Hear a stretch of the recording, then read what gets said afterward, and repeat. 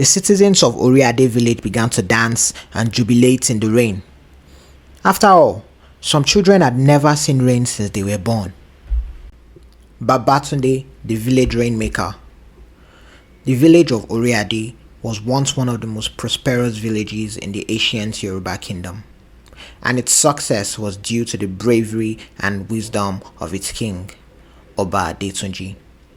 Oba Adetunji wasn't just another king who sat on the throne and commanded his army of warriors to go to war. Oba Adetunji was the kind of king who led his men into battle and conquered many villages in the ancient Yoruba kingdom. However, as domineering as his army was, Oba Adetunji was known for his kindness and love for the common person. Oba Adetunji was loved and respected by everyone in his village, as he was a capable warrior and leader in his village and across the ancient Yoruba kingdom. Oba Adetunji used to have 2 wives, but the first queen, Olori or Yayemi, died after her illness, and only Olori Aduke remained. However, the death of the king's elderly wife was not the only problem the king had. For the past 5 years, the village of Oriade had suffered an endless drought. The once fertile land of Oriade had now turned to cracked earth. Crops withered and hope dwindled in the village. In the first year of the drought, the village oracle spoke of a prophecy that said a savior who was a stranger from another land would bring rain to the once fertile and prosperous Oriade. 5 years had passed and the situation in Oriade only worsened. The village oracle died in the 3rd year of the drought, and most of the villagers in Oriade no longer believed in the arrival of the savior, a stranger. The king was no longer as powerful as he used to be. Weakened by the misery of his land and the hopelessness of his people, Oba Adetunji no longer conquered villages or swayed his men with his enigmatic poems. King Adetunji was but a shell of the prosperous and domineering king he used to be. On one quiet afternoon, as it usually is in the village of Oriade, 3 strangers walked into the village. The strangers were a father, a mother, and a 4-year-old son. They were worn and weary from their journey, and it looked like they would not survive another day on the dangerous path to the next village. An old woman called Iyagba took pity on these strangers and asked them to come into her home for the night. The strangers identified themselves as Akomu and Ajike, and their son's name was Babatunde. They told the old woman that they had eloped from their village because there was a brutal war and they wanted to protect their child. Iyagba decided to take them in permanently after seeking permission from the king. On a quiet afternoon, 1 year after Iyagba took Babatunde and his parents in, Babatunde was playing outside with sand and he started to sing, "Rain, come to play. Rain, come to play. I'm all alone in this village. Please, rain, come to play." The sky began to turn dark like it was about to rain, and the wind began to blow heavily. Ajike, Babatunde's mother, ran swiftly outside to pick up her child and told him to stop singing. She told him he had incredible power and must promise that he would never say anything related to rain while in the village. Babatunde nodded his head and continued playing with the sand. Babatunde was unaware of the consequences of his actions and the extent of his powers, but his mother knew just how powerful her son was. She stood looking at him as he played, and her mind flashed back to when he was a little younger, and he mistakenly said he missed the rain and wanted the rain to fall. There was a heavy downpour of rain in their village for 3 days, and many people lost their crops to the flood. She was scared that if the villagers in Oriade, a village that had been suffering drought for a while, learned about his powers, they might think of him as more of a tool than a person. As the years went by, Babatunde grew into a fine young man. He would quietly run to the outskirts of the village and call for rain to pour down for a while. He dug out a well from which passers-by could fetch water and continue to help people while hiding his powers from the villagers. One day, the queen and her guards were walking by Babatunde's parents' house when she suddenly collapsed. Babatunde was the only one at home at the time, and 12 years had passed since he almost summoned rain in the village. He had grown into a capable young man who learned how to use herbs to heal from Iagba and how to fight and hunt from his father. Babatunde quickly ran to where the queen was and told her guards he could help her. They hesitated at first, wondering what a young man like him could do to save the queen. He noticed that the queen was dehydrated and needed to drink water quickly. The guards looked at each other and shrugged, knowing they could not get water anywhere. Babatunde knew the only way to save the queen was for him to use his powers. Babatunde whispered, saying, "Rain, please fall gently on this woman." After Babatunde finished whispering, the clouds turned dark and rain began to fall. The guards were amazed. Babatunde fetched water directly from the well with a calabash and gave the queen some water. The queen woke up and was grateful to Babatunde. By now, many villagers had gathered with several calabashes to fetch water. They were begging him to let the rain continue to fall. The number of villagers continued to grow, and it was becoming a mob, with some of them angry that he had his powers all this while and still allowed them to suffer for years. The queen told her guards to protect Babatunde from the villagers and take him to the palace. Babatunde was taken to the palace to see the king. Oba Adetunji, though now weary and a little older, still had his graceful demeanor and commanded respect when he spoke. He told Babatunde that he would be honored to have him become their rainmaker, and in return, he would bless Babatunde and his family with land, riches, and many cowries. Babatunde told the king that he was happy to help the king and the people of this village without the gifts.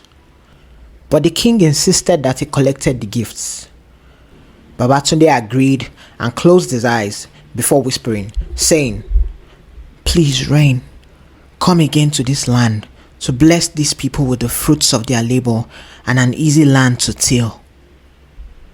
The clouds turned black as lightning began to strike. Thunder followed almost immediately, and rain fell across the entire Oriade village. The citizens of Oriade village began to dance and jubilate in the rain. After all, some children had never seen rain since they were born. The king smiled at Babatunde and told him that he would fulfill all the promises he made to him. 2 years passed, and Babatunde became Oriade's beloved rainmaker. His efforts as a rainmaker helped bring prosperity and joy to the land. His only request was that the villagers of Oriade be kind to their neighboring villages and give away as much water and farm produce as possible to help those in need. Due to the nature of Babatunde's work for the king and the people of Oriade, he spent a lot of time in the palace. The king had only one daughter, and she was very beautiful and had been the object of many suitors for many years. However, she only had eyes for Babatunde, and Babatunde also only had his eyes on her, even though many beautiful women came to him with advances every day. No one in the palace knew that the princess was courting Babatunde, but Babatunde's parents knew all along, since the princess always visited Babatunde at his parents' house. One day, Princess Adekemi tried sneaking out of the palace to meet Babatunde, but the queen followed her and saw the princess and Babatunde in a romantic embrace. She became furious as she didn't want her daughter to marry a commoner like Babatunde. Even though he was a vital member of their village, he was still not from a royal bloodline. The queen vowed to make sure that Babatunde and the princess didn't end up together as a couple. The queen returned to the palace and pretended she did not see her daughter and Babatunde playing romantically together. A week after the queen saw Babatunde and the princess together, she sent a message to Babatunde to meet her on the outskirts of the village for an official message from the king. Babatunde went to the bush to see the queen, and when he got there, the queen told him to turn around because she wanted to show him something. As soon as Babatunde turned around, the queen hit him in the head with a heavy stone and left him to die in the bush. The queen returned to the village and kept quiet about the whereabouts of the Rainmaker. Princess Adekemi became worried when she arrived at their usual meeting spots and Babatunde was not there.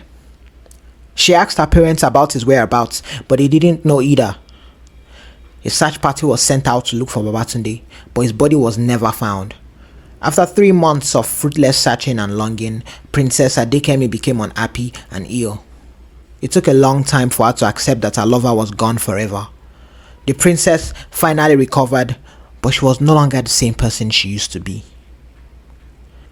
The queen knew what she had done, but she was set in her evil ways and did not do anything about it.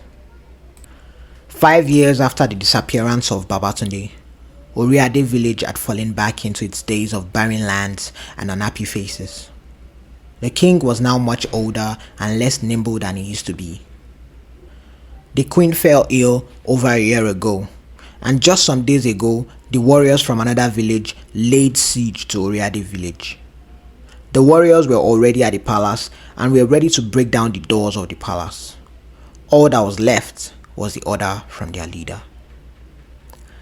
The warriors outside had rounded up the weak and tired warriors of Oriade village, leaving the villagers with no one to protect them.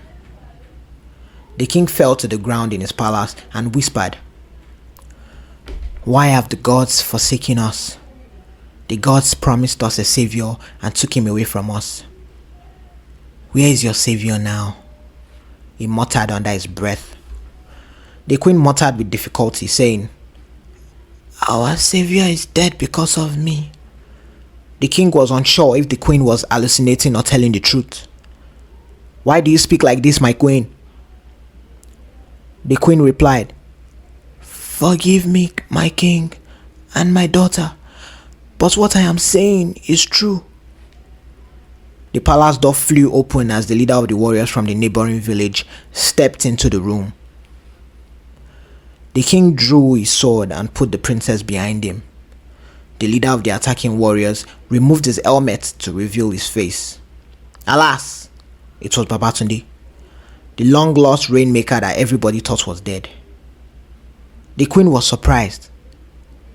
But how? Adekemi was very happy to see Babatunde. The king, on the other hand, was confused. "Please, can someone tell me what is happening here?" the king said. Babatunde smiled and said the queen needed to confess her sins for everything in the land to return to normal. Weakly, the queen said, "I killed Babatunde, or at least I thought I did, because I didn't want a commoner to marry my daughter. Also, I am the one that poisoned Olori Agba, so that I can be the only queen in the palace." Babatunde told them that the elder queen was from a long line of river priestesses who were called the children of the river. The death of the first queen is the reason the land had been plagued by drought for 10 combined years. The king, still stunned, asked, "But how did you survive?" Babatunde told them how a hunter from the neighboring village found him half dead and nursed him back to life. He told them he owed the hunter his life. The hunter did not know that he didn't just save a commoner, he saved the life of the heir to the king of his village. It turned out Babatunde was the son of the king and queen of Iremo village. The parents who raised him were people whom the king and queen trusted with the task of taking care of him, but they lost contact with them after the war. Babatunde's adoptive parents used to work at the palace in Iremo.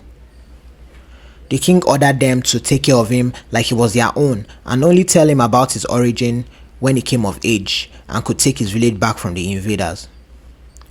Babatunde's full name was Adewaja Babatunde, and he was the sole heir to the crown in his village, Iremo. Babatunde raised his hand and called on rain to cleanse the land and wash away the sins of the queen. The cloud turned dark and rain immediately started to fall. Babatunde went down on his knees and asked for the hand of Princess Adekemi's hand in marriage. The king was happy to give his daughter to a worthy man like Babatunde. With tears in her eyes, Adekemi stretched her hand and said, "Yes, Babatunde, my love, my rainmaker, my king, I will marry you." They embraced, and the people of Oreade village rejoiced as rain poured. The queen was banished into the evil forest, never to return. Babatunde's destiny, born of war and revealed by hope, brought rain, redemption, and a love that defied all odds. The end.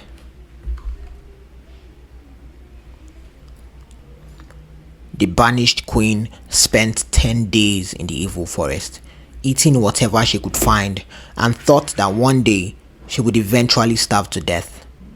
She continued walking through the forest until she met a spirit that told her that it was impressed with her wickedness and could help her plot a revenge against Babatunde and King Adetunji. Watch out for part 2, The Return of Olori, the Evil Queen. We hope you enjoyed the story you just watched. Please like our videos and subscribe to our channel for more videos like this. Thank you for watching.